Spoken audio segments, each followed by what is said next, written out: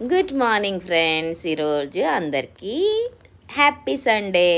ఈరోజు mutton curry వండుతున్నాను. చూడండి, నేను మటన్ ఫస్ట్ కుక్కర్ విజిల్స్ ఇచ్చేసుకున్నాను. కొంచెం పసుపు అండ్ అల్లం వెల్లుల్లి పేస్ట్ వేసి, ఇప్పుడు నేను ఉల్లిపాయలు బాగా ఆయిల్లో ఫ్రై అయిన తర్వాత అల్లం వెల్లుల్లి పేస్ట్, గరం మసాలాలు అన్నీ వేసేసుకున్నాను.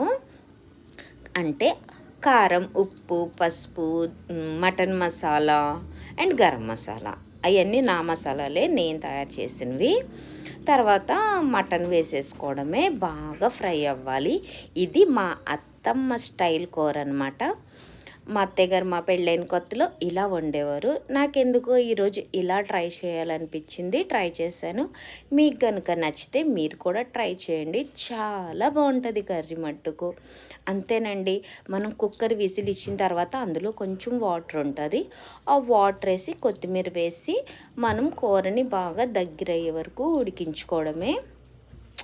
కూర చూస్తుంటేనే నోరు వాటర్ అవుతుందన్నమాట, అంత టేస్ట్గా ఉంటుంది కూర.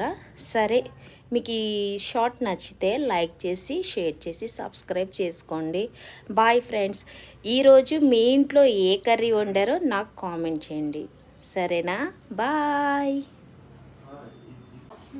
యమ్మీ మటన్ కర్రీ అన్నమాట.